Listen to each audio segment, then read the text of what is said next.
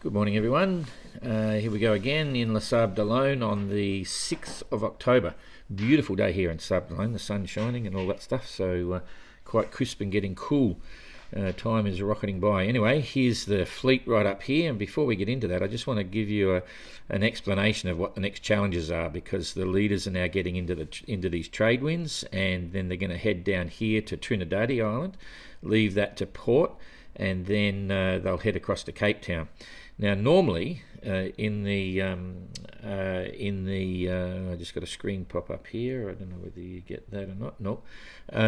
There is this thing here called the South Atlantic High. This is a small South Atlantic High. Remembering in the southern hemisphere, the direction of the winds swap over. So when you have a high, they're going around in a counterclockwise direction, and when you have a low like this, they're going around in a clockwise direction. In the northern hemisphere, it's the opposite, right? So that's that. And the idea is that when you come down here, this South Atlantic High should be established in the middle of the Atlantic here, so they can't just head across to Cape Town as soon as they turn. They've got to hook on the underside to get this wind coming across, and then the high itself slowly moves across to the east and then disappears, and then there'll be another one form over here and it comes across, so it can get quite challenging. And I'm just going to run this through to show you what's happening. If I go forward a little bit, you'll see that high that was there. It's heading over to the east, as it's meant to do, and go a little bit further, and it starts to blow itself apart. It's coming down by Cape Town, and this is where it gets tricky as they approach, because they usually go to the tip of Cape Town or South Africa, and then they create this blocking band like you're seeing in the doldrums at the moment. And if you stay on the good side, you'll go sail straight into Cape Town. If you're stuck on this side, sometimes it takes you a day, 2 days, or you're just sitting around waiting for the system to move across and give you some breeze to get through. Okay, we're still right now, I believe that what we've got here is it's early in the season maybe, so but it can be anything. You know, this South Atlantic High we talk about doesn't have to establish itself, but it can. And if we look at what happens here, it's quite confusing right now. They wouldn't want to be there. That high is going across, then you've got these other, it's a low pressure system here. Okay, so if you've got a low pressure system underneath you, you've still got favourable wind direction heading you across, so that's still okay. And then there's a few issues here with the high disappearing and the low there. You've got a squeeze up here between the two low pressure systems, so there's no wind in between. That's a good explanation too in the Southern Ocean. If you're in a weather pattern, it's very hard to cross from this weather pattern to the next one, because there's always these contrary winds between the two. So if someone gets a break after Cape Town, like Jean-Luc did in the 2018 edition, then it's very hard to catch anyone. They've got to keep in touch in the same systems. So just going across just to show you again what's happening here. Come on, it's not moving. Why is it not updating? Here we go. And so now you're starting to see what appears to be a high pressure system here. Well, it is, but it's a little bit low, and it'll probably still come up a bit. Hopefully. No, it's disappearing, so it's disappeared, so that's sort of gone a bit fluffy. So it still can be challenging, but for now they're all just looking to get into the trades and make it all quite fun. So the next thing I'm going to do before I get into the tracker, I had a few people asking about the video replay again. I just want to explain that because it can be fun to see or review what's actually been happening. Okay, so the first thing we do is we go down and we set up the we'll get it about the size where you can actually, I'll go one size bigger, see what the boats are doing. No, that's too far, I think.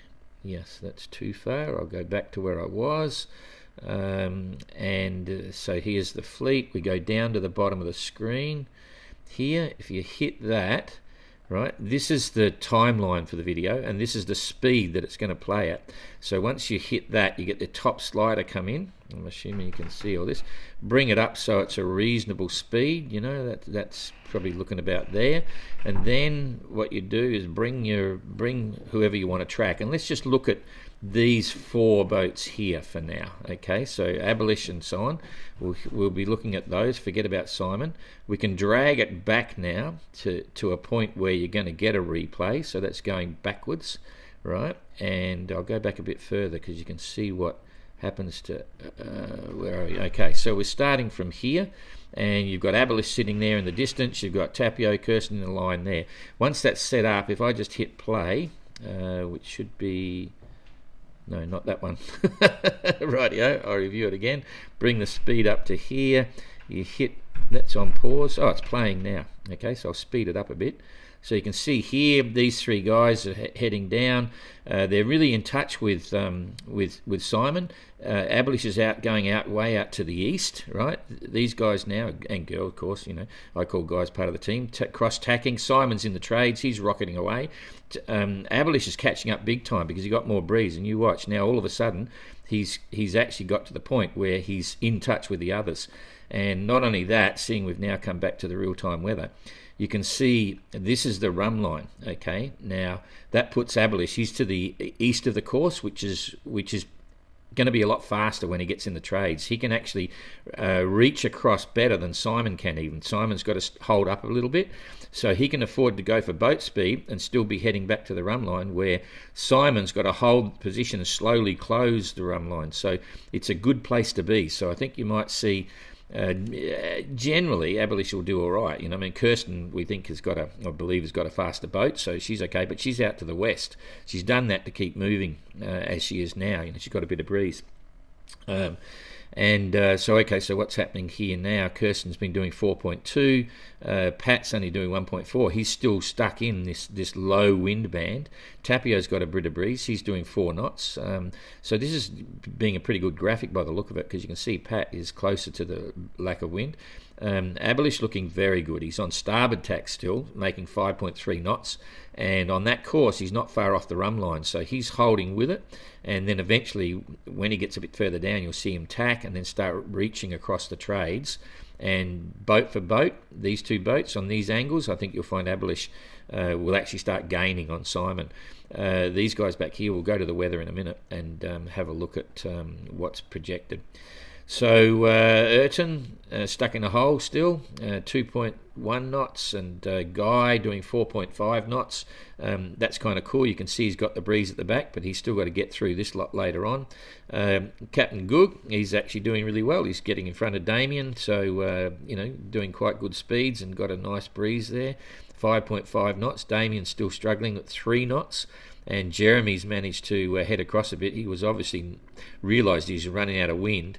And with the wind direction, everything is happening and whatever, he's made a decision to close and he's making 2.5 knots.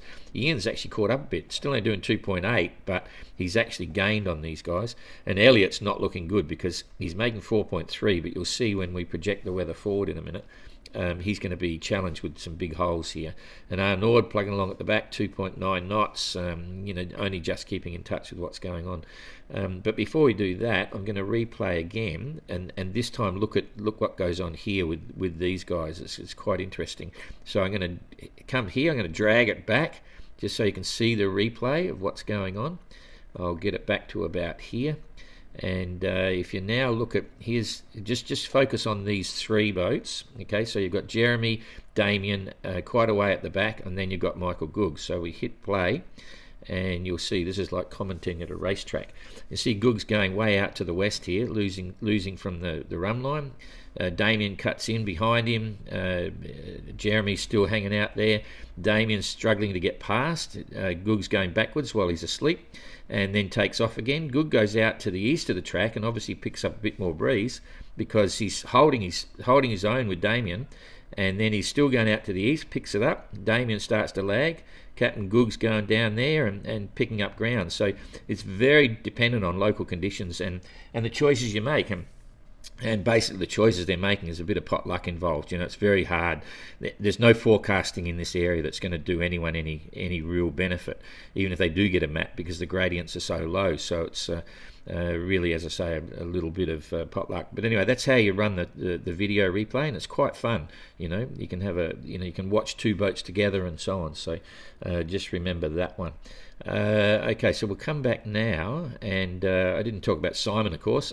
He's now well and truly in the trades. You're just going to see him take off. So he's made a jump. And if you look at what happens with the weather now, if we go forward 24 hours until tomorrow, that's it there, boom, the general trade wind gradient in this area for these guys has moved back down.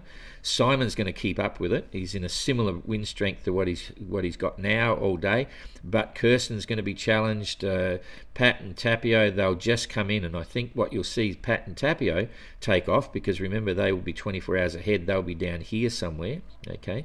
And if this weather forecasting here is right, Kirsten, she'll be 24 hours ahead, but just basically struggling and carrying this light weather all the way forward. So Tapio and Pat probably going to gain. Abilus looking really good. He's in the breeze. He's got it now. He's just waiting to tack across, and he's in a more commanding position on the course than Simon. But Simon's got a break as well. And if we look at the distance here, what's he got? He's got about 200 miles. Okay, so there's about 200 miles closer to the next mark than the others. It's interesting when you look at the leaderboard here for distance to the finish, which is a long way to the finish, but it starts to take its measurement from Trinidadi. There's only about, if you look at the first 5 boats, we've got distance to the finish 23,034, 41, 65, 70, and 300. So there's only 70 miles in it for the next 70 miles difference to the turning point, you might say, than all of these boats. Okay, so it's quite interesting. They're all in touch. They're all having a real challenge, real race, all the rest of it. So if we go now back to the weather again, that was just 1 day forward. So if we go 2 days forward, this is where you can see here Elliot's going to luck out. In the last 2 days, if you followed that, Elliot's still sitting there with very little wind. He's showing 4.3 knots, but maybe that was maybe that's going to die out, maybe not. It's a bit hard to say, but he might be challenged. The same with Jeremy and Damien. They're going to lose out by about a day, I think. These guys have got a bit of a jump on them, and I think you'll see at the moment, remember those magic figures from Finisterre? He pulled it right down, but you're going to see that increase now. It's already 450 miles. He was down to 300 miles the other day. He's 450 miles from the leader. I think you'll see that extend by maybe up to another 100 miles in the next maybe 70 miles or something like that in the next 24, 36 hours. So you'll see how this whole effect of getting into the trades first really makes a big difference. So anyway, everyone's doing pretty well, as I said, and it's quite interesting stuff. A bit of a long one, so that's it.